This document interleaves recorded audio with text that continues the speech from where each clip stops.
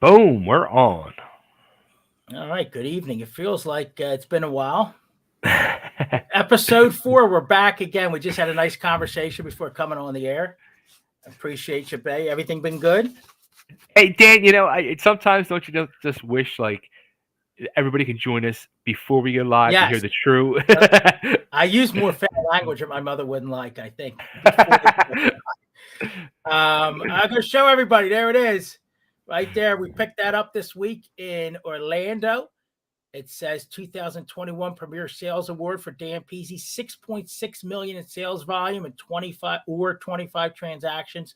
I want to thank everybody. Without my clients, my customers, my friends, everybody we did business with this year, it's not possible. Bay and I were just talking about doing it the right way. We try. We really do think about the people first, and that was the theme of our conference this year. About the stories that people tell with their transactions and how we're a part of that. We just had a great conference down in Orlando last Monday. I went in. It was Tuesday, Wednesday, and Thursday, and they do great stuff. They put on some great speakers, motivational speakers. We talk about the industry and where things are going, and kind of get us pumped up and ready to go for the coming year. Let's do a little bit of real estate, and then we'll get into Bay, our guest, who Bay and I both have an affection for, and a good friend of ours from way back, very established and well-decorated professional wrestler locally here at Glen Osbourne. You don't see him much. He's not on Facebook. He's kind of under the radar guy. Low profile. Yes, we're just talking about that. He's nice enough to come on tonight and do the show, and we'll thank him in advance for that. What's going on in this market? Again, the show, as always, Closing Table Podcast, brought to you by Next Home Brandywine, franchise that I own. We are now in Westchester, PA, 535 North Church, right outside of the borough. Real estate, what's going on? Interest rates are rising. We'll start right there. We're up to almost 5%. So 4.9 the last I pulled today. You might get a little better rate. You might get a little higher rate, but we're hanging around that 4.5 to 5%. It's about a point increase over the last 6 weeks. The buyer demand is extremely high. It's through the roof. Our problem is simple supply and demand. There's very low inventory right now. Why? Sellers don't know where to go. They can easily sell their house, but there's some angst on where are we going to go? Is the price point going to be where we want it to be?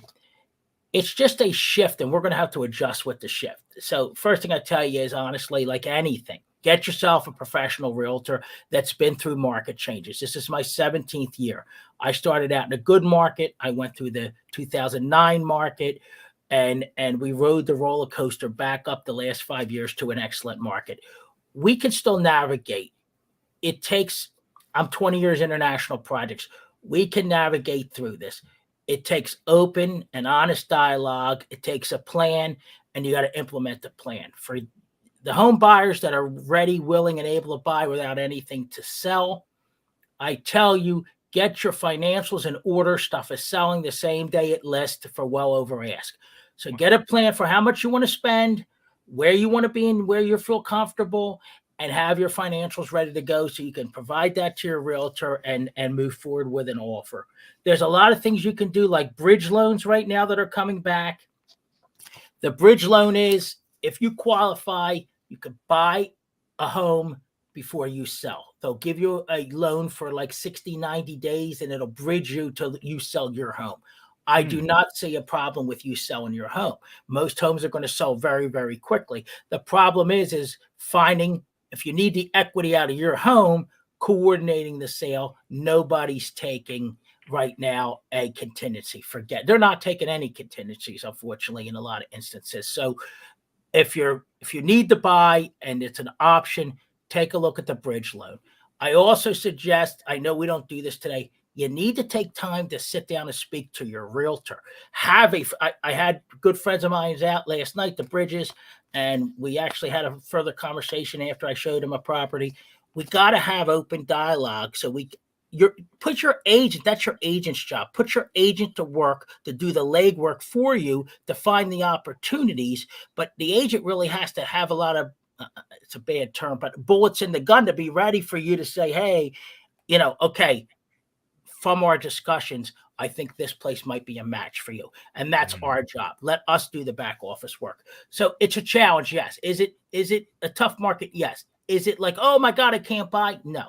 We can, it's going to take a minute. We can navigate it, but find a professional realtor. I have a bunch of diverse agents across the board. You know what, Dan? I think that's something we should really touch on at some point too. Is you see people try to do it themselves and try to sell their house themselves. I think we should really touch on that subject. How important it is to find a real good realtor to really take care of you and guide you. They're going to think they're going to save a couple dollars, but the hassle in the long run. Just real quick, we're going to bring Glenn on. He's going to kill us for making him wait here. Real quick, last year I sold the lady's house and her brother was going to sell. He was actually on the radio, this guy for 700 Club. Very well-established guy in West Town. He says, I don't want to use a realtor. His sister said, look, Dan was excellent. He maximized my return. He guided me through the process. You're going to talk to Dan. So I talked to him, and his name was Dan, and he said, hey, I'm going to get $645 for this. And I'm pretty conservative. And I said, Dan, I'm going to tell you I can get you $700,000 and more for the property. Just in our first meeting, I did my homework. We were ready to go. When it came down to it, I made him a deal with the commissions. Next home let me stipulate this. Next home, Brandywine. I own the office. We were talking to Bay about this before we got on. It's not always about the money. If the numbers make sense, I know you're hearing Hauser and all these other companies out there. I will adjust the commissions if it makes sense for everybody. I made him a deal. I adjusted the commissions. We sold the house for $715,000 from his $645. Do the math. It's $70,000. He paid $30,000 in commissions. He was plus $40,000 and had the protectionisms of using a realtor. There you go. I always, if I don't know the industry, I say, oh, that's easy. I could do that. It's the same with real estate. You don't understand everything that we do. We just had a title problem with the one in Philadelphia I just did. It's nonstop behind the scenes, and we don't articulate what we do for our clients enough. We have to start telling people why we're valuable. We try to shield them from stuff, but the agents really have to articulate and have that conversation with their buyers and sellers. All right, let's bring our boy in and they can wait no more. I'm thrilled. Well, we're still waiting for him to come on, so we have a few minutes. Oh, good. See that? Look at that. Bay Ragni says, Dan, we have a few minutes. He didn't send me a side message. We're not polished over here. So the value of the realtor. I was international project manager for MCI WorldCom, pretty established level 2 project manager. And then I always did the real estate part-time until we decided to go in and help people on a regular basis and do it full time. So people say, you're a realtor? When are you going to get a real job? Like it's, I understand there's 39,000 people carrying a license today. And not everybody is one of our owners uses the term engaged and not engaged. Not everybody is an engaged professional realtor. And there's a lot of great realtors out there. I got a friend that I used to run a Radio Shack in Bristol years ago, and his mom ran the Hallmark store, Mark Gatta. He's in Bucks County, owns Opus Elite Real Estate, 5-star guy, awesome organization. John Leonard I work with for years. He's at Long and Foster. There's so many great people out there. There's professional realtors that not everybody's a match for everybody, either personality-wise. Make sure you vet them like we do for other things. Have a conversation with them. I'm not a fit for everybody. But one thing is the professional realtor is going to have your back and guide you through the process. There's the nuances. Like we just had one for that Philadelphia house, and they had bought the house from the Philadelphia Redevelopment Authority, and then they made repairs to the house and renegotiated the price with the Redevelopment Authority. Well, what happened was there was 2 mortgages showing on the books in Philadelphia because of the way they documented these deals with the Redevelopment Authority. It was quite a bit of work. Generally, we don't engage there. The seller has to show a satisfaction for the loan if the loan's paid off. But in this instance, we had a large open issue. Myself, the title company, and the seller all engaged. Honestly, I was at my conference. I spent about 6 hours furthering this issue on behalf of my seller. These are the things you don't think of. There's so many little nuances to a real estate transaction. And I'll tell you, the biggest piece, Bay, is the legal side of it. Mm-hmm. So you want to protect yourself. You get into conversations about waiving inspections. There's ramifications when you do stuff like that. So you need to speak to your realtor on no matter what side of your transaction you're on and say, hey, is this something I should or shouldn't be doing? And if I do decide to do it, what could be the ramifications? How do I word it normally? Like risk mitigation, because you don't want anything to happen post sale for anybody. You want to make sure everybody is engaged and well informed the whole process. And then when you go to settlement, that both sides have a clear, concise understanding of how things played out, that everybody was forthright. They have the information they need to move forward. So I know. So, we went from 36,000 to 39,000 over COVID because people watched a lot of TV and they're going to become a realtor. Well, it takes years, and I was trained by Dave Stinson, who's 81, still doing real estate. And he trained us old school the right way. And I have a real affectionate appreciation for Dave and the folks they just closed up after 40 some years at Century 21 Absolute Realty, my cousin Linda Johnson, everybody that helped us and trained us and gave us, if you wanted to learn, they would help you learn. Today, some people aren't open enough to really understand the business. And it's like any business. There's a lot to it. There's a lot to it. Could I can't believe could you, I should say, in good faith, turn around and actually say to a client, like, yeah, I would feel comfortable you waiving the home inspection? No. So we just had that discussion. I dealt with a guy at Caldwell, and he had a really nice form explaining it and having his clients sign off on it if they waive it. No realtor that wears the R. That's with the National Association of Realtors or the Pennsylvania Association of Realtors or with our Tri-County Association, for the most part, whatever say to you, waive an inspection. But Bay, here's the flip side of that, Bay. Do you know, from what I've seen, it's not a hard and fast number, about 9 out of 10 homes, because people are in such demand, they're waiving inspections. So what do you do to get around it? Ernie Homer Inspection Services, I work with a lot. He's doing pre-purchase inspections. You can have Ernie come with you when you make your appointment.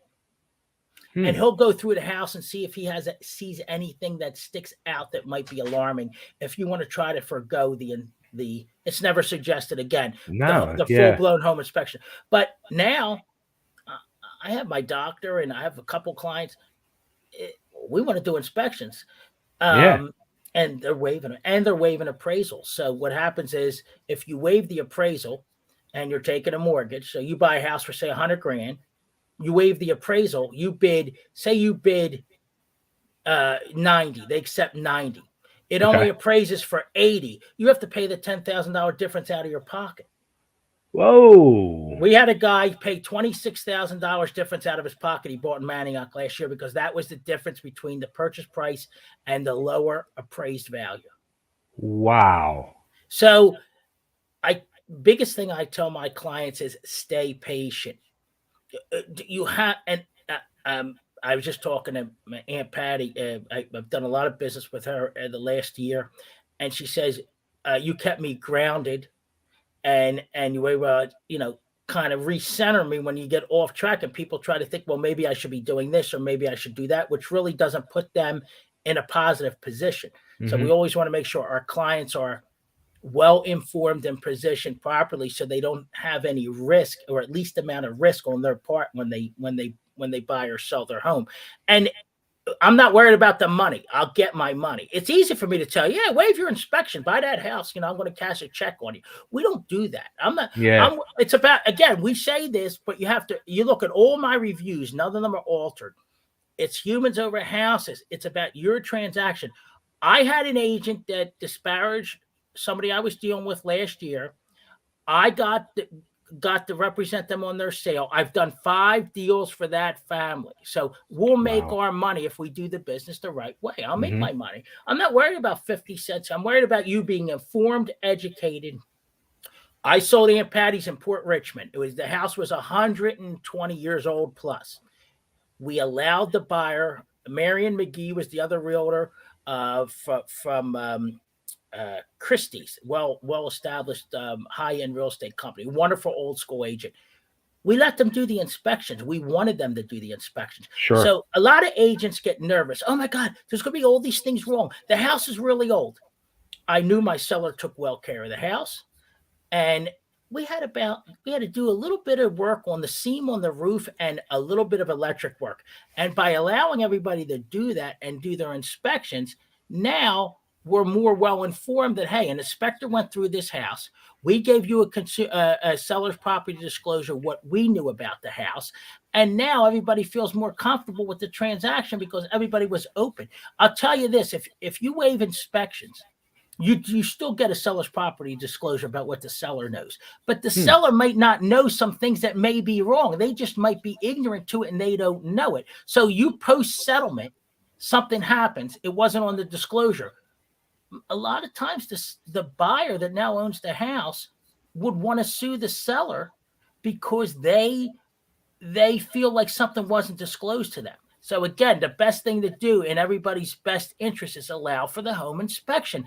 And you're allowed to say no. If something's found and you don't want to fix it, then you're allowed to say no. If it's not a major safety issue because certain things need to be done with UNOs and stuff. But it's confidence in your ability, and it's confidence in knowing the industry and knowing the little nuances of how to do business. As far as your realtor goes, you have to have a realtor that understands how to navigate these transactions, understands how to articulate to you, understands how to negotiate for both sides so everybody understands what's going on to protect your interest in the transaction. People will come at you and say, oh, I'm trying to protect my client, and it's some crazy ask. I say, no, you're not. You're just trying to roughshod me and get it. It's not a balanced, fair transaction. And I'm going to articulate my people's side, and we're going to have an open, honest conversation to see if we can get a deal done. If not, I advise my clients, if it's not in their best interest, you might want to consider backing out of the deal if it's viable in that phase of the transaction. There is a lot, especially now. There's so much craziness because emotions into it, right? We were talking about it. Rents are going through the roof. Yeah. Interest rates are going up. House values are going up 100,000 over 2 years ago. So people are afraid they're going to get scared out, or they can't afford to stay in this market. It's a conversation that you have to have, and just see where you play in this trend. You have to chameleon, in this marketplace. So it's like, for us, it's our business, it's our job. So it's our job to have all the information to educate our buyers and sellers. So we need to really, that's why our conference was so good, because we were able to really get a lot of information crammed in. I just did my continuing education. We constantly have to be learning so we can educate our buyers and sellers, on the current marketplace. It's about being open and honest and knowledgeable and clear and concise with people all the way through. The title company today, almost all of them, Danny did an unbelievable job. It was a pleasure working with you. You know why? I gave them everything they needed on time and when they needed it. People don't care. It's important. The other realtor, I told him at the beginning, because they get nervous. They don't know who they're working with. I said, Steve, you do your side, I'll do my side, and we'll communicate along the way. I got it. Don't worry about my stuff. My stuff's going to get done on time, and we're going to have everything you need timely. I had the use and occupancy from the city the first day we signed the deal. Nobody has that. It was done. Here you go. Here's your UNO. We don't have to worry about chasing that down. So little things that we can do. You have to be engaged. It's like any business, car sales, anything you're in. If you're learned, if you're hungry, you have to be aggressive right now. Like, I have to jump. And my wife, I tell the new people, my wife's been so supportive. If I got to go because something just listed, I got to go, and that's our business. So, Ben, you keep me posted when Glen's ready. Nothing yet. Okay. We're going to keep going then. We got a lot of wrestling. Something I wanted to ask too, like, and you brought up about your settlement today, and you mentioned to me before we went live on the air how, they said to you how realtors aren't even showing up to the settlement anymore. And I think that's like an insult to the home buyer, or, it's a smack in the face. We feel that way. Like again, I'm old school Century 21, like Weichert style, old school real estate. That was we dress too. I got a dress shirt on today. We dress for settlements. It's a sign of respect. It's the biggest purchase that somebody's going to make. It's a sign of respect. So, Yeah. and I'm at the table representing my interest, the other realtor, the buyer and the seller.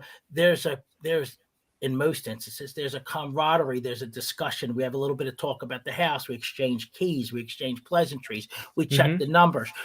I talked to the title lady today, Terry, and she said because of COVID, that was she thinks that's the reason people got lazy. I mean, Mm. Okay. and then the realtor will call her and say, "Hey, can you send me? I need to copy the title. I need 2 settlement sheets. I need the alta. I need to see the."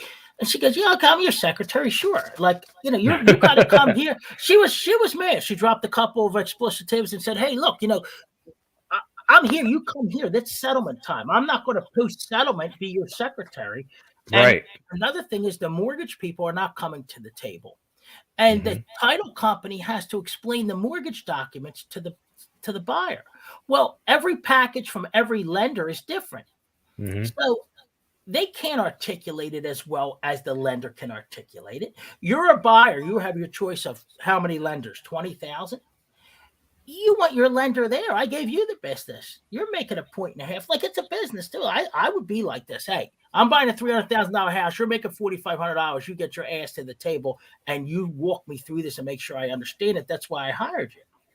But today it's a hit and run in some instances. Like I said, there's good and bad in every industry, but you want to have that conversation with your agent. Are you going to show up to the table? What's your availability? Because like Dave Stinson used to say to us, it's a 24/7 business, basically 365. I remember my international clients texted me on Thanksgiving. They don't do Thanksgiving, so they still want to do business. And you Mm. still have to get back to them, with all due respect. Hey, I'm eating, I'll get to you in 2 hours. But that's what I do. I at least get back to people, let them know. But the industry's changing. It is moving more towards the tech, but we were saying at our conference, you can't take the personal, the humanistic side out of this business. If you understand it well enough, it's impossible. It could be a complete S show if you take that say out of it, and we're just doing stuff digital. The digital side of things has a place. We're rolling out a brand new CRM. It's going to help us do better business and integrate things, but it's not going to replace the realtor. And but I do it and I know it and I know the value we bring. And we have to do a better job articulating that to the consumer. We don't as realtors. We try to hide and shield it from them because we know people are busy and all. We don't articulate our value, and that's why our value is decreasing in a lot of instances. And people imagine you go in and get your brakes done and it's $159. You go, can you do it for 100? Well, what do you want me to leave out? Do you want me to leave the caliper off? Do you want me to not spray the pads so they don't squeal? Like, what do you want me to leave out? People want you to do, and the cost have gone up. Me and you were talking about in some of the businesses that you do. If you have to travel, and some ancillary costs have really gone up. The products and supplies are travel today just to go to the settlement, $50. I know you're complaining you make good money. Yes, but there's a lot of things changing in this current marketplace. It's funny. I don't know if you realize. I used to work in the car business. I used to sell used cars, and a customer would come in, and I was probably the most honest used car salesman. So there was like some cars in the lot where there'd be times like I would be like, you don't want that car. Yeah, right. But there was times like there was cars you're saying to yourself like, all right, yeah, it's pretty good. But then they're like, oh, I want to take it to the mechanic, and you're saying to yourself, oh no. Do you get that same feeling when a house inspection is going to happen? You know what? I do, and most people do. I I have so see. It's all because honestly, I go back to Dave Stinson and the way we were trained. I have a lot of, and both my grandfathers were builders, and my dad was a mechanic, so I had a little bit of a knowledge of getting around things and repairs and stuff. And I could visualize some things in houses that when you come across them more than once, you know certain things that need to be done. One thing I do, I try to walk through with the seller and kind of go through the house with them to see if we can spot anything that may come up on an inspection, or most importantly, may come up on a UNO that would avoid us getting to the table. Even little things, carbon monoxide detectors, smoke detectors, tripping hazards, electrical issues, if there's any roof leaks and stuff like that, so they can be fully disclosed on a seller's disclosure. And then anything that might come up, I kind of warn them, hey, that sidewalk's raised. They may or may not say something that has to be a 1/4 of an inch raised. It might be a trip. I just had one that we thought was going to be a tripping hazard, and they didn't say anything. UNO didn't let it go. So we try to articulate without being, it's not my business. So they don't want us to speak to things that we aren't professionals in. But I'll say, hey, you might want to have someone look at that. You might want to look at that.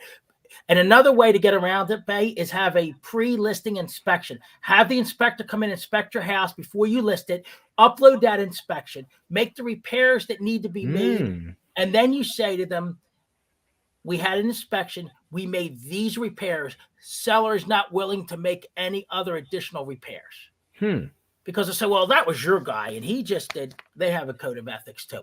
So there's some things. Again, that's the conversations that we have with our people, and it's like, let me see if I can take the risk and the pressure and ease your mind, because you'll be nervous about home inspections. So how can I talk you and walk you through this to say we're going to get through the inspection? And you don't have to fix everything. If it's not something, some people they'll ask for like a heater filter, a broken screen, nonsense stuff. If it's something that's not a fire safety issue, a tripping hazard, or something that's like an FHA type violation, you don't have to do it. You can just easily say no. Hey, I want a new air conditioner because that's 19 years old. No, it's still functioning properly. We're not buying your new air conditioner. Offer accordingly if you feel like you're going to need to do upgrades. So there's a lot of things we can do. And again, there's good and bad in every industry. Some of the home inspectors are more aggressive than others.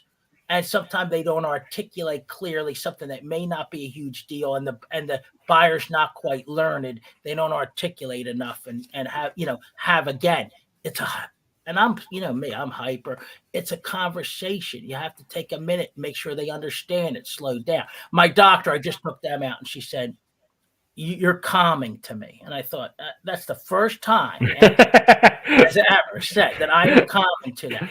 But she says, you're confident and you're able to answer my questions and articulate like real time to me. So I feel better about things when something pops in my head and I start to get nervous. And that's just from experience. It's like anything, it. It's from experience. I tell my son, they don't want to make mistakes, these young kids. I've fallen on my face 1,000 times. It's how you get back up and address it and learn and move forward. I was talking to Mark Reale, who owns Next Home Signature in Exton.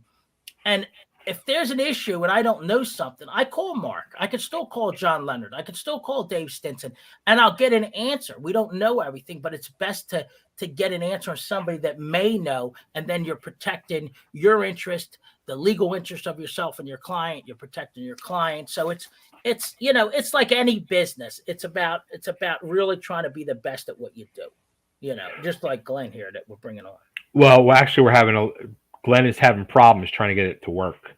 He's having some tech problems here. Huh? Yeah.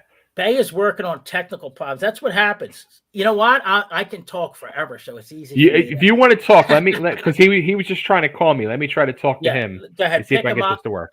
Okay. I'm going to mute myself out and try to get him on here. Yeah, that's fine. That's what happens when you have some technical difficulties. But again, it's still a very fluid market, and we could still do business, and we will still do business. Like I said, there's a lot of professional realtors out there that can help you. Again, if you talk to us and it doesn't seem like a fit and you want a referral for another agent, we can do that for you as well. We have a network of professional agents that we associate with that are quality in our region. Again, a couple of my vendors that I work with, Aaron Abstract and Plymouth Meeting for title services, does an excellent job. I deal with Loan Depot. They are about the last 9 months now, Bo DeForge has moved over to Loan Depot. For any mortgage needs that you might have, give Bo DeForge a call. You can find him online. Same with Ernie Homer. He's out of Downingtown. It's Homer Inspection Services. Um, it's always a challenge to get the proper preferred vendors in place. I can't say enough good things about Ernie and the work that he does and the way he articulates things to his clients from a home inspection standpoint. That is the key. We don't always know everything. And Ernie is so good to break something complex down into layman's terms. So, keep those folks in mind, please. Also, I have a great staff. You can look them up at nexthomebrandywine.com. Click on the agent tab. Stay tuned. We're going to have all new agent and office websites coming up in the next few months here. I do have a very well-diverse staff. Hoping to bring a new person on this coming week. I have veteran agents in my office, Diana Simmons and Joanne Murray. They combined for over 40 years of experience. We have a vast array of professionals, and we'd love to earn your business by representing you. Sometime when we represent somebody, like I said, I represented a family member, extended family of mine, and it turned into 5 deals because we did a quality job and we represented them in the proper fashion. Just a few other things. The weather's changing. Hopefully more houses are becoming on the market. And we're looking forward to opening up some inventory and placing some of our buyers. We're going to keep a strong look ahead on the interest rates and see where that puts us. Again, I can't stress enough to sit down. Like Linda Johnson's my cousin, was with Century 21 for probably 30 plus years. We always talked about having that initial conversation with your buyer or seller in the office. That was the old school way. Not that that's the way we're going to do it now. We might be able to do it on Zoom, but sit down, let your agent take notes, and let's have that open conversation so your agent has a strong understanding of what you want and what you need and how your transaction is going to flow. Very important to have that conversation. I liken it to the old school meeting when people used to come to our office and sit down and just go through, hey, I really like to have a bigger kitchen. I want to finish basement. My budget is this. Let's take a look at some numbers. People say, oh, I can afford $300,000. Well, okay. Maybe you don't want to spend that when you see how much your monthly number is going to be or how much your out of pocket is going to be. So depending on what side of the transaction you're on, your realtor can do a buyer's estimated closing sheet or a seller's net sheet. So let the seller know if you sell it at this price, this is your approximate takeaway money to walk with. And on the buyer's side, at this price, with this interest rate, at this much money down and this kind of loan program, your monthly number is going to look something like this. I would suggest this from the buyer's side. The agent can give you what they call an estimate. Go to the loan officer and get some more exact numbers. Hopefully, if we're professionals, we should be close, but go to your loan officer and get some exact numbers. I'm taking a peek over there. Bay, you all right there? All right. Yeah, I'm okay. Glenn is not. He can't get it to work. And he said he was going to try his computer, but his wife's using the computer for her. Why don't we just have him on another month? That's what he said. He said, if you guys can reschedule and, we get it worked out, he was really sorry. No. I feel bad. You know what? Honestly, I mean, I've known Glenn now 30 years, and you've probably known about the same time. And it almost brought a tear to my eye. Like, I haven't talked to Glenn in so long, and it felt so good just to hear his voice. Such a great guy. This guy's tremendous, and he was nice enough to try to come on tonight. We're going to have him on. God forbid we bump Frank Namoli. We're going to have a talk with Frank about he's a good friend of Bay and I's, and Frank ran Liberty All-Star Wrestling with Bay and Frank. They ran that company. We're supposed to have this is March. We're supposed to have Frank in April. So we'll have a discussion. Maybe we'll do another show, a special show, and have Glenn on. Glenn was an ECWA heavyweight champion. Mm-hmm. He was the ECWA Mid-Atlantic champion. He was ECW TV champion. He's in the Hall of Fame for ECWA. He is an awesome guy. and Bay and I have a bunch of stories about him. We know him from our past life. We haven't talked to him in a while. I thought it'll be good to get him on, but that's fine. This stuff happens. I know you all love hearing me talk about real estate.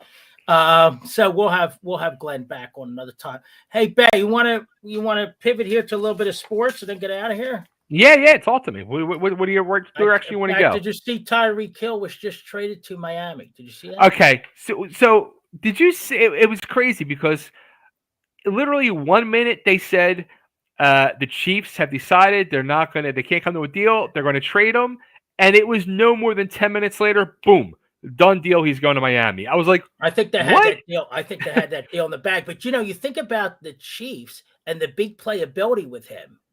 I know he was out of lineup injured a little bit, but Mahomes is a big play guy. He's not an underneath guy. This guy's take the top off. So it'll be interesting to see how the Chiefs adjust the offense next year without this guy on the roster. Now, I did read an article that Miami is so jammed with receivers that they might be looking to trade. I don't have his name in front of me here. One of their receivers to the Eagles. They were taking offers. Oh, okay. So that's going to be an interesting. He's a veteran guy, been to Miami. He's got a reasonable cap hit. So I was a little shocked. I was busy all day up there at the settlement, and I was a little shocked when I opened up the sports page and saw the Tyreek Hill. So again, everybody's, it's not like the old days where you stay with people. Everybody seems to be on the move. How I just said this the other day, one of the moves that happened, but I said, how exciting is the NFL at this point in the year? Well, it doesn't. You know what Angela Cataldi always talks about? It's a 12-month-a-year sport. And they make it like that, right? So again, today people need something shiny. You need to pique their interest all the time, or they'll deflect and go to something else. But all other sports, like I was speaking to my son today in correlation to baseball. He's 15. They don't care about baseball. Like, they're not old school like us. He said he ran into a guy in gym that likes baseball, and he was like, dude, nobody watches baseball. Baseball, and they have the hot stove and all that, but the excitement and the interest and the intention that the NFL brings is far superior than, it's the game. We're talking about Tyreek Hill. The speed of the game is what attracts people. In baseball, it's slow. It's more cerebral. It's a different type environment, and it isn't. It's a chess match. Baseball is like a chess match, and I love it. I think about, okay, who's the lefty in a pen, and I'm thinking like I'm the manager in the dugout. But my grandfather taught me the game, and nobody does that. Like, I sit there and like I'm enjoying it. Okay, who's coming up here? What are their pitchers? Who's the matchup? Who's in the bullpen for them that could match up against a potential pinch hitter for the Phillies and stuff like that. We've been getting into. My son's into hockey big time. We've been doing a lot of hockey trips. We went down to see, he likes the new team, the Kraken. We went down to see them against Washington in Washington, D.C. a couple weeks ago. And we saw the Flyers win a couple games, believe it or not, Washington. And they beat my Golden Knights. I had my Golden Knights gear on, and this lousy Flyers beat them when we went there. But I'll tell you, I'm enjoying the hockey. I turned away from it because the Flyers are so bad, and it's kind of like is Gritty. He's got Gritty in my background there. I was going to say that earlier. Is that Gritty back there? Yeah, Gritty's back there. He loves Gritty. But the hockey's fun. The Connor McDavid, and there's some. If you're not watching it, it might be worth a look, because there's some tremendous young talent, and it's a quick, fast-paced sport, and I think the younger people, if they nothing's going to top the football. And I'm a huge basketball guy, but we've been having a ton of fun watching hockey, and it all spurred from the Golden Knights and all the entertainment that they have around, not just the game, right? So you have to have a game within a game. Like the Golden Knights have a show within the hockey game. Football is the least sport that needs that, because there's so much action on the field. You know who used to do that too? Like the way you've described the last few shows we talk. I mean, we always talk about the Golden Knights. You've always brought up the experience of that. And you know who it used to be like that? The arena football team, the Philadelphia Soul. When Bon Jovi owned that team, it was an exciting game within a game. It was in between play. It was just a total fan interaction experience. I told you the Wings do it. The Wings are like that's what you said. But then when Bon Jovi got out of it, you can tell like the money left, and it got became a very. Think about Pat Croce with the Sixers, the entertainment Yeah. he brought to the product. Remember hip hop? I just said Yeah. Danny likes the mascot. So I showed him a picture of hip hop, the bunny. I said, this guy Yeah. could jump out of the gym. He would do flips and dunks. It was entertainment. You Yep. know, they brought in that Asian woman. I don't know if she was a bicyclist or what she did, but Croce understood the entertainment factor. You know, of today people get disinterested quickly. How to draw people in. You know, along the lines of what the Knights do at the beginning of the game, everybody has copied that.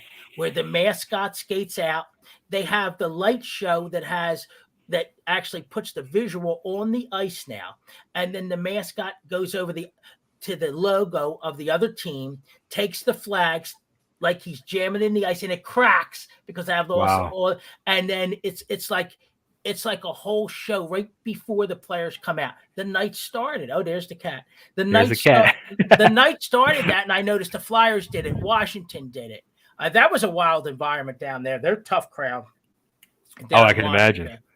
Danny dressed up with his the Kraken hat that he has, like the octopus hat, and they were all taking pictures with him. They thought that was great. They were enjoying that. But they were nice, but a very tough crowd down there. But yeah, the sideshow, like you said, with the Arena League, I always wonder, why do the Wings not get as much publicity? They play music the whole time. Danny, like you, Danny loves music. I'm more of a sports radio type guy, talk radio. But the music's played the whole time. So there's all this different music during the game. It's fast paced. They do crowd interaction stuff, and they only draw 4,000 or 5,000 people. You know, football has done them. One thing that I lack, I'm not a marketing guy. I'm a straightforward, old school, professional realtor that's going to do the job the right way. The marketing, if you have the showmanship like Geico and Flo, and you can do that stuff, people are drawn to that. And I think that's what. Sure. Speaking of that, the draft is in Vegas. The NFL draft is in Vegas. You know the show that's going to be down there? There's some, I'm already reading. I get the newspaper from down there. There's so many things going to go on for that draft. It's going to be just amazing down there for the NFL draft. Well, how about you know, the USFL's coming back, the Philadelphia Stars and all. Yes. Where's that going? Where are they going to play at? Is there a Philadelphia-based team? I didn't see that. Are they coming back this year? I thought they were going to wait a year for the Philly team. I thought I read. Well, isn't the Philadelphia Stars? That was the old name. If they're bringing that back, then that's back. Yeah, I remember going to those games. Yeah, they had the colors of San Francisco. Red and gold. The gold and red. Yeah. Yes.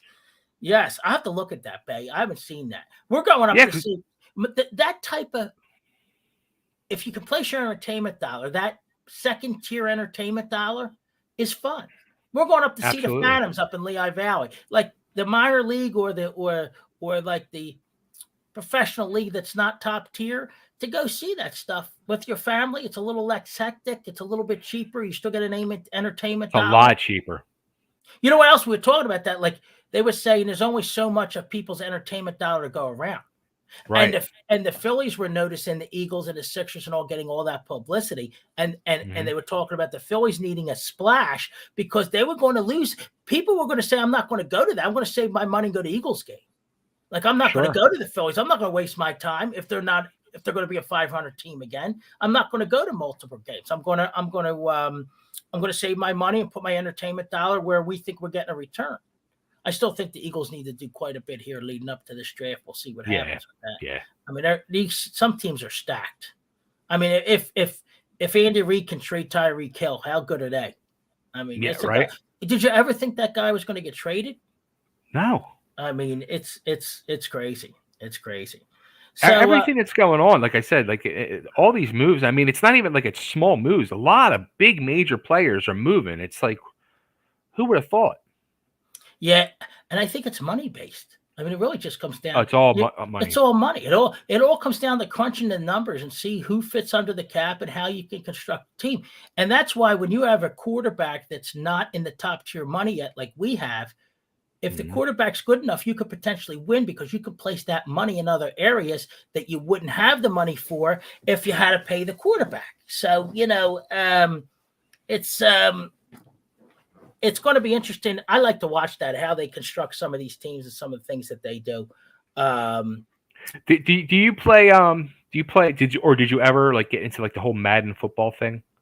No, I'm not too good at the videos. The Danny does. Danny's into the hockey one now, but I love the realistic aspect of that. I played Madden in the past, but it's unbelievable.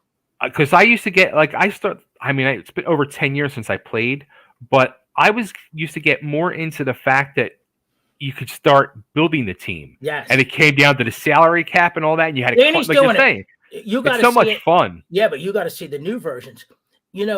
You even build your uniform and your logos. Really? He's got the NHL 2K 2021 version for the new PlayStation 5. My sister got it for him. They got it for him for Christmas, and it's real life. And then you can be the Flyers, but you can draft players from other teams. Like you can have Wow. like Connor McDavid on the Flyers, but he build logos. He can be his own team, not an NHL team. Build the uniform, the logo, everything from scratch. Name the team. So It's fun. Yes, and you can be creative because he's creative, so you can be creative with it, and it really is a lot of fun. Those games are so for $60. They say it's expensive, but it's not because you can play that darn stuff for hours. I mean, it's a lot. I'm not too good with the dexterity with playing. I get frustrated with that stuff.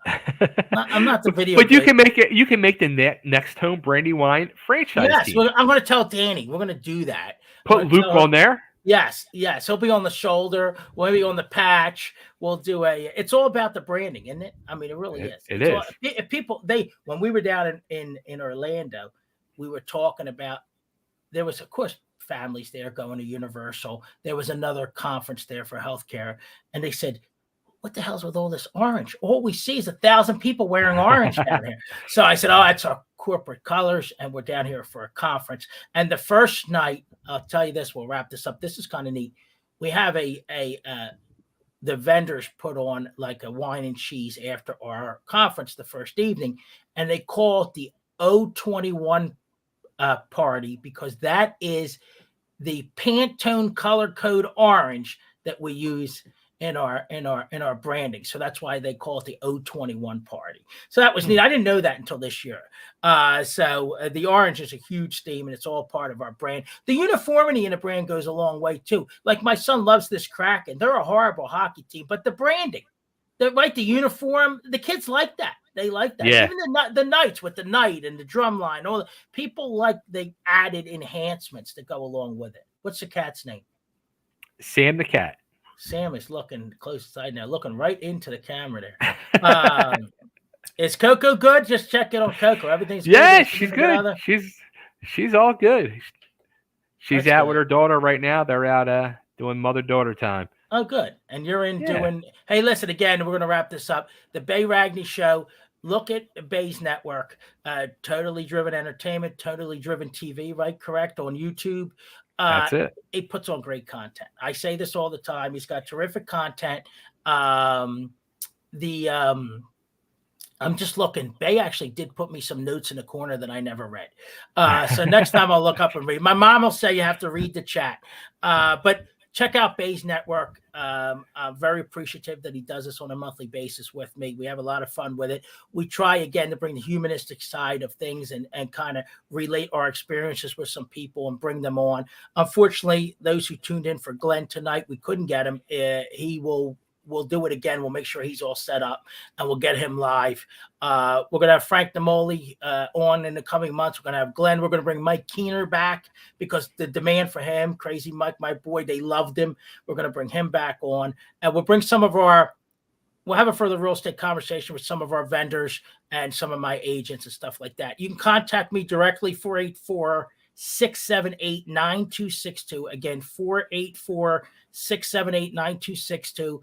Dan Pizzi, Next Home Brandywine. You visit our website to find any of our agents, nexthomebrandywine.com. And Bay, visit. Let me throw a question up there for you real quick from somebody. Here we go from Hub. What are the different type of realtors so that they will be a match for your personality and the way of doing things?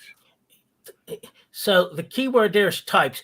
Most people are realtors if they went through the class and they became a realtor, registered or a realtor. Some people are just sales people. They're not realtors. They don't have to follow the code of ethics and the rules of engagement that we have to follow with our realtor code of ethics. So there's a little difference there. Hub, I would interview several people. I'll say this: you don't have to have a lot of experience to be a good realtor. You could have come out a business professional. You have a good work ethic. And we were talking at one of our guys at our conference used the term broker in my pocket. I felt that way when I was new. I was a professional, but if I ever needed anything, Dave Stinson was in my pocket, one phone call away with his 60-year experience. And I'll say this about the personality match. And I'm frank. I hired my cousin, not Linda, one of my other cousins. Linda's great. Linda Johnson, she's with Berkshire Hathaway. If you're looking in Delaware County, you want a veteran realtor, you can't get any better. But I hired one of my cousins to sell my house in Fallcroft. Very good realtor, but I'm hyper, I'm fast. She's slower than slow and would tell me stuff after the fact. Like, we got a good offer. We had priced it high. We got a very good offer. And then she said, well, I'm not sure if it's going to appraise or not. And I thought, well, why couldn't you tell me that before the offer came in? So see if the personality's there, and then see if you can have an engagement and see if they articulate knowledge of the industry, and hit them with some questions. You can look up questions online, but just make sure that they know the business, that they have a personality to be able to manage the process, and that they're honestly, check the organization. Are there professionals there? Are they, I worked with Weichert, and we were on Westchester Pike, and that office was there for 50 plus years. And I was with a great broker there at the time. We had a tremendous office with a great, a bunch of realtors. Look and see, how long's the office been there? What kind of agents are in the office? But do your homework, because you can choose from 39,000 people right now. So, most people in our region are licensed realtors.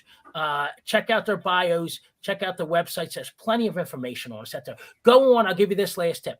Zillow.com, it's not perfect, but look up the agent and it'll say how many sales they did the last. So you look up me, they'll say 23 sales the last 12 months. Some of the data is wrong. Like they said, I did 79 sales my whole career. No, that's just when they dump the stuff in. But you'll get an idea whether if they haven't done a deal in 12 months. Well, why? Are they engaged? So you'll get at least a feel to see if they're an engaged professional realtor by doing that. Interesting. I didn't know you can actually look that stuff up. That's good. Oh, my God. Homes.com. The best way to go is Zillow. And then Realtor.com is kind of in conjunction with our MLS. So there's some bio information on there.